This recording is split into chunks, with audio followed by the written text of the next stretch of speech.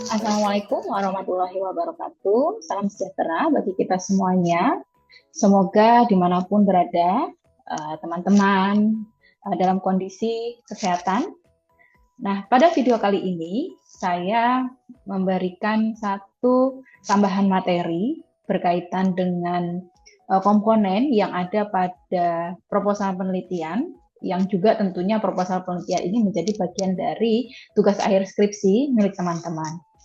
Nah, pada video kali ini saya akan mencoba menjelaskan apa yang menjadi isian di bab 2 atau tinjauan pustaka, baik itu pada penelitian dengan metode kuantitatif ataupun dengan metode kualitatif. Baik, di sini saya akan menjelaskan terlebih dahulu untuk tinjauan pustaka pada penelitian kuantitatif. Nah, dalam penelitian kuantitatif, tinjauan pustaka ini berisi teori yang menjelaskan tentang variabel yang diteliti. Jadi, ketika mengambil dua variabel untuk penelitian teman-teman, yaitu variabel bebas dan variabel tergantung, maka tinjauan pustaka akan berisi teoritis mengenai bagaimana variabel bebas dan variabel tergantung dari penelitian teman-teman. Oleh sebab itu, di sini akan memuat bagaimana definisi dari variabel tersebut, baik variabel bebas dan variabel tergantung, lalu kemudian aspek, atau bisa diturunkan ke indikator, atau bisa diturunkan lagi ke gejala, yang tentunya komponen-komponen ini menjadi dasar untuk membuat alat ukur. Ketika nantinya dalam teoritis variabel tersebut, misalnya kecemasan, tidak terdapat aspek, maka bisa diturunkan pada indikator. Jika tidak ada lagi indikator, maka bisa diturunkan gejala. Nah, misalnya kecemasan terdiri dari gejala secara fisiologis dan psikologis, maka itu tetap bisa dimasukkan sebagai bagian di poin kedua ini. Lalu kemudian yang terakhir adalah bagaimana memuat faktor-faktor yang mempengaruhi variabel. Tetapi di sini faktor yang mempengaruhi variabel itu cukup pada variabel tergantung atau yang menjadi permasalahan penelitian. Ketika nanti akan mengambil dua variabel dengan satu variabel bebas dan satu variabel tergantung. Nah, pada penelitian korelasi, sehingga pada bab 2 di tinjauan pustaka, secara struktur akan memuat hal yang ada di materi ini. Misalnya di poin A, maka teman-teman akan menjelaskan variabel tergantungnya. Dan di dalam variabel tergantung akan memuat definisi variabel, gitu ya, aspek, indikator atau gejala tadi, atau juga bisa diturunkan ke ciri-ciri. Lalu yang ketiga adalah faktor yang mempengaruhi variabel. Ini sebagai bagian dari secara eksplisit teoritis yang kita kemukakan, variabel bebas kita itu akan masuk ke faktor yang mana. Oleh sebab itu pada poin B masuk pada variabel bebas. Di sini kita akan menjelaskan definisi variabel, lalu yang kedua adalah aspek, indikator, dan gejala, atau bisa diturunkan ke ciri-ciri. Lalu pada poin C, ini adalah sebenarnya dinamika hubungan korelasi antara variabel bebas dan variabel tergantung. Sehingga dalam subbab C ini, kita akan menuliskan judul hubungan variabel bebas terhadap variabel tergantung. Lalu yang terakhir adalah subbab D berisi hipotesis. Ini akan berisi rumusan-rumusan hipotesis yang kita ajukan sebagai peneliti. Nah, jika dicontohkan, maka akan demikian. Ya, ini secara ringkas terlebih dahulu gitu ya, sebelum nanti kita akan masuk ke contoh. Pada subbab pertama berarti A itu berisi variabel tergantung atau dependennya. Lalu pada bagian yang kedua, subbab B itu variabel bebas atau independennya. Lalu pada bagian C, subbab C yang ketiga ini berisi dinamika variabel bebas atau independen yang mempengaruhi bagaimana variabel tergantung atau dependen didukung oleh teori dari hasil penelitian terdahulu. Nah, disinilah artikel-artikel penelitian yang sudah dicari itu membingkai, kemudian menguatkan, kemudian turut menjelaskan bagaimana pengaruh dari variabel bebas pada variabel tergantung. Nah, baru keempat, di poin D itu dirumuskan sebuah hipotesis. Dan harapannya pada rumusan hipotesis ini sudah jelas arahnya. Apakah hipotesis positif ataukah hipotesis yang negatif. Dan dijelaskan apa arti positif dan apa arti negatif. Misalnya pada hubungan yang positif, ketika VB meningkat, maka juga diikuti dengan VT yang meningkat. Gitu ya. Variabel bebas yang meningkat diikuti dengan variabel yang tergantung yang meningkat. Jika hipotesis negatif yang diajukan, maka VB yang meningkat diikuti dengan VT yang menurun. Ketika variabel bebas meningkat, maka variabel tergantung akan turun. Nah, itu adalah rumusan hipotesis yang diajukan. Nah, ini yang tadi saya katakan sebagai contoh, gitu ya. Misalnya kita mengajukan penelitian dengan judul kecemasan dengan kualitas hidup penyandang disabilitas fisik, gitu ya. Berarti dalam judul ini kita ketahui bahwa variabel bebas adalah kecemasan, lalu variabel tergantung adalah kualitas hidup. Sedangkan penyandang disabilitas fisik ini adalah masuk pada konteks penelitian, gitu ya. Siapa yang diteliti, bisa jadi nanti adalah sebuah waktu ataupun lokasi. Sehingga konteks penelitian ini akan kita jelaskan pada bagian bab 1, gitu ya, itu pada video sebelumnya. Nah, kita langsung pada contoh di tinjauan pustaka pada penelitian kuantitatif, dimulai dari subbab A berisi kualitas hidup. Nah, ini adalah variabel tergantung dari judul yang tadi kita bacakan. Jadi pada poin kualitas hidup ini, kita akan menjelaskan, jadi masuk ke subbab yang lebih dalam lagi. Yang pertama adalah pengertian kualitas hidup. Nah, di sini memasukkan beberapa ahli gitu ya. Ya, 3-5 ahli yang menjelaskan apa itu kualitas hidup.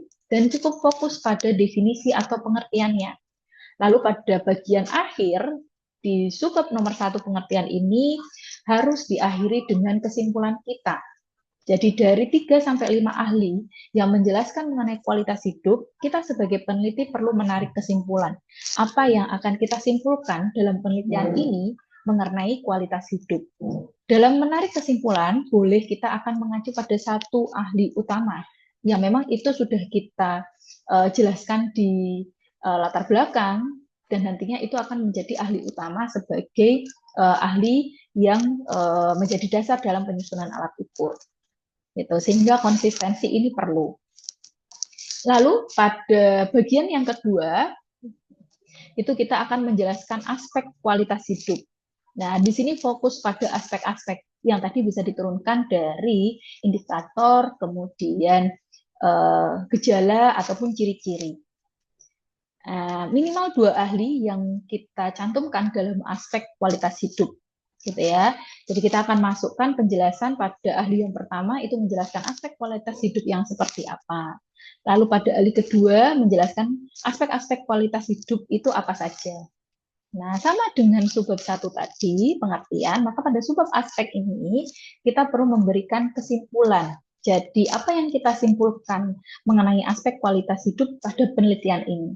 Ini bisa mengacu dari salah satu ahli, misalnya menurut X gitu ya, atau juga kita akan menggabungkan keduanya. Berarti nanti ini juga akan yang menjadi dasar alat ukur. Tetapi tentunya pemilihan misalnya salah satu ataupun keduanya itu didasarkan pada konteks dari penelitian kita. Sehingga perlu menggambarkan keseluruhan aspek atau salah satu aspek dari satu ahli ini perlu. Nah, lalu pada bagian yang ketiga, subbab ketiga dari subbab kualitas hidup, kita akan menjelaskan faktor kualitas hidup. Gitu ya. Di sini dijelaskan di mana letak variabel bebas kita. Secara eksplisit jelaskan variabel bebas kita ini masuk pada faktor yang mana. Nah, baru kemudian kita masuk ke subbab kecemasan. Gitu ya. Tentunya tadi sudah dijelaskan pada bagian akhir di subbab A kualitas hidup itu kecemasan masuk di mana dan mengapa kecemasan itu perlu gitu ya dibandingkan faktor yang lainnya. Maka ini sebagai penghubung untuk masuk pada subbab B kecemasan. Nah, di dalam subbab kecemasan sebagai variabel tergantung, maka yang perlu dimasukkan dalam penjelasan ini adalah yang pertama, maka subbab yang pertama adalah pengertian kecemasan, sama masukkan definisi 3-5 ahli gitu ya, atau boleh sekali lebih gitu ya, pun sama tadi ketika di pengertian kualitas itu boleh lebih dari 5 ahli. Itu menunjukkan bahwa pencarian teman-teman memang banyak gitu ya. Lalu tetap disimpulkan dalam kalimat di paragraf akhir apa yang dimaksud kecemasan dalam penelitian ini. Lalu pada bagian kedua subbab kedua di subbab kecemasan kita jelaskan gejala kecemasan. Ya, karena diturunkannya menjadi sebuah gejala kecemasan. Masukkan minimal 2 ahli gitu ya. Ahli X menjelaskan kecemasan seperti apa, lalu ahli Y menjelaskan kecemasan seperti apa. Nah, lalu tetap ditarik kesimpulan. Apa gejala kecemasan yang disimpulkan dalam penelitian ini? Boleh merujuk pada satu ahli atau menggabungkan 2 ahli, asalkan memang dasarnya adalah disesuaikan dengan konteks penelitian kita. Lalu, masuk pada subbab C dalam penelitian kuantitatif adalah hubungan dinamika antara variabel bebas terhadap variabel tergantung. Maka penamaan subbab ini menjadi hubungan antara kecemasan dengan kualitas hidup. Maksud saya ya, di sini mohon maaf terjadi keliruan ya. Sebenarnya yang perlu dituliskan adalah hubungan kecemasan dengan kualitas hidup. Ya, di sini bagaimana kita membingkai gitu ya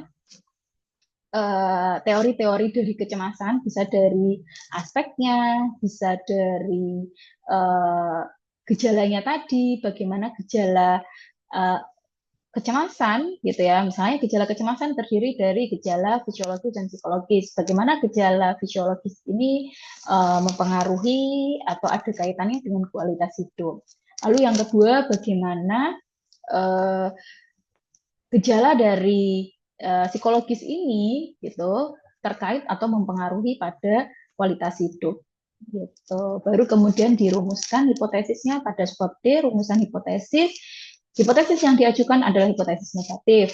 Nah, lalu diartikan. Artinya, jika semakin tinggi kecemasan, maka semakin gitu ya, rendah kualitas hidup. Begitu juga sebaliknya. Semakin rendah kecemasan, maka semakin tinggi kualitas hidup. Karena hipotesis yang kita ajukan adalah hipotesis negatif.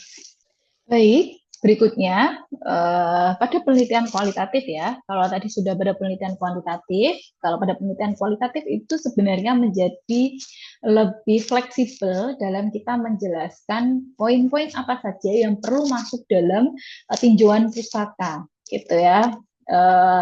Tidak serigid pada penelitian kuantitatif bahwa karena pengertian ini akan menjadi dasar aspek, lalu aspek ini akan digunakan sebagai dasar penyusunan alat ukur, gitu ya. Lalu kemudian faktor, karena faktor ini akan berkait dengan variabel tergantung, gitu. Tetapi pada penelitian kualitatif itu adalah seberapa jauh kita akan meneliti mengenai kebermaknaan hidup, gitu ya. Kalau di sini dicontohkan ketika kita mengajukan judul kebermaknaan hidup seorang relawan, maka teoritis apa saja yang memang berkaitan dengan kebermaknaan hidup relawan itu bisa kita masukkan. Nah, misalnya nih, contoh. Jadi, dengan judul kebermaknaan hidup seorang relawan, pada subbab A, kita bisa menjelaskan mengenai kebermaknaan hidup terlebih dahulu. Nah, di sini kita menspesifikkan lagi gitu ya, menjelaskan dalam bentuk poin-poin gitu ya. Ingat ya, dalam bentuk numberingnya, setelah A besar, lalu kemudian 1, 2, 3 gitu ya. Nanti di dalam satu itu ada A kecil, B kecil gitu ya, dan selanjutnya itu ada di bagian video yang terpisah. Nah, pada subbab kebermaknaan hidup, maka di dalamnya kita akan menjelaskan pengertian kebermaknaan hidup. Maka ini penjelasan mengenai semua ahli-ahli gitu ya, 3 sampai 5 atau boleh sekali lebih dari 5 gitu ya. Itu justru menunjukkan seberapa jauh kita memahami kebermaknaan hidup dengan pencarian berbagai referensi sebelumnya. Semua yang berkaitan dengan pengertian dan definisi jelaskan pada subbab 1 pengertian kebermaknaan hidup. Ingat, tetap sama dengan penelitian kuantitatif, perlu diakhiri dengan kesimpulan pada paragraf terakhir. Ini menggambarkan bagaimana kita menjelaskan kebermaknaan hidup pada penelitian kita. Lalu, ketika dalam pencarian, karena pada variabel kebermaknaan hidup itu memuat aspek, maka kita bisa memasukkan pada subbab 2 ini adalah aspek kebermaknaan hidup. Ya, minimal 2 ahli. Tetapi sebenarnya bisa lebih ya pada penelitian kualitatif gitu ya. Ya, kalau 1 itu masih dirasa pencarian kita terbatas gitu ya. Bisa jadi belum mengungkap sebenarnya bagaimana kebermaknaan hidup. Meskipun nanti di akhir kita akan memfokuskan pada 1 ahli, itu oke begitu ya. Tetapi di sini boleh mencari sebanyak-banyaknya mengenai apa itu apa saja aspek kebermanfaatan hidup dan bagaimana penjelasannya gitu. Lalu kemudian faktor-faktor gitu ya, apa saja yang menjadi faktor-faktor kebermaknaan hidup gitu ya. Kalau kita bisa juga mencari misalnya dampak, maka kita bisa menambahkan subbab 4 itu adalah dampak. Karena tadi yang saya katakan pada penelitian kualitatif menjadi fleksibel gitu ya. Teoritis tidak menjadi sesuatu yang kemudian harus ada, tetapi paling tidak pada penelitian kualitatif, teori ini mengarahkan kita, memudahkan kita, karena kita menjadi punya pandangan, kita punya view, punya semacam dasar untuk kita ke lapangan, gitu. Apa yang akan kita tanyakan di lapangan, apa yang akan kita observasi di lapangan, karena alat ukur pada penelitian kualitatif akan berupa observasi, wawancara, gitu ya. Jadi ini menjadi dasar, tetapi ini tidak wajib, gitu ya. Tapi paling tidak kita punya pijakan akan melakukan apa di lapangan dengan dasar-dasar yang sudah kita cari ini. Nah, lalu berikutnya pada subbab 2 berbeda dengan kuantitatif yang tidak menjelaskan konteksnya, tapi justru pada penelitian kualitatif kita menjelaskan apa yang dimaksud relawan dalam penelitian ini. Ya, dan di dalam relawan itu misalnya tinjauan teoritisnya lebih banyak lagi, maka kita buat subbab-subbab mulai dari definisi gitu ya, mulai dari motivasi gitu ya, mulai dari aktivitasnya gitu. Itu boleh sekali dimasukkan. Nah, karena kita melihat ada dua gitu ya, kebermaknaan hidup dan relawan, maka pada tinjauan pustaka bisa menjelaskan kebermaknaan hidup dan relawan. Nah, lalu kemudian misalnya nanti lebih spesifik nih, relawan yang berusia remaja, maka kita bisa menambahkan pada subbab C itu adalah penjelasan remaja. Jadi ini yang kemudian nanti kita tarik kesimpulan remaja pada penelitian ini, itu yang seperti apa, mengacu pada ahlinya siapa. Nah, itu kan menjadi gambaran kita untuk bagaimana nanti kita ke lapangan, gitu ya. Lalu pada subbab C itu masih sama dengan penelitian kualitatif adalah dinamika, gitu ya.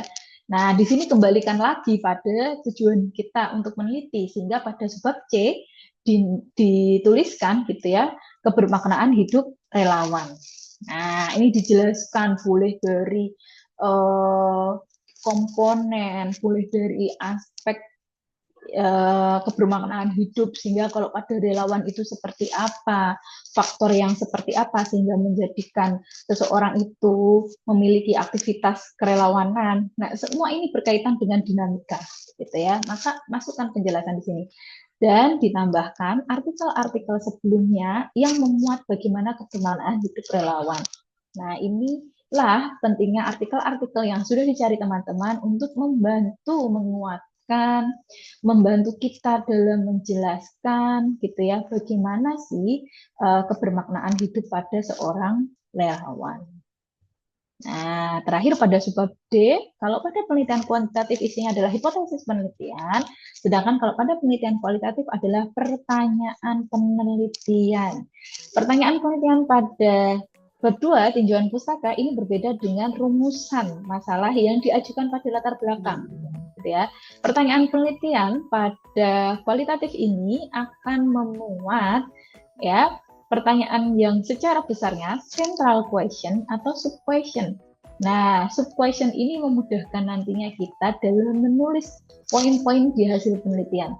Tetapi pertanyaan penelitian ini yang nanti juga akan mengarahkan gitu ya, terutama pada sub question, pada guidance atau panduan pertanyaan dan observasi yang akan kita gunakan di lapangan. Sehingga perlu menyusun pertanyaan penelitian ini menjadi sentral yang lebih umum dan juga menjadi yang lebih secara khusus gitu ya, karena ini akan membantu kita dalam pembuatan panduan atau guidance wawancara dan observasi jika kita memang menggunakan observasi sebagai metode dalam penelitian kualitatif kita. Baik, begitu teman-teman susunan dalam menuliskan bab 2 untuk penelitian kualitatif dan penelitian kuantitatif.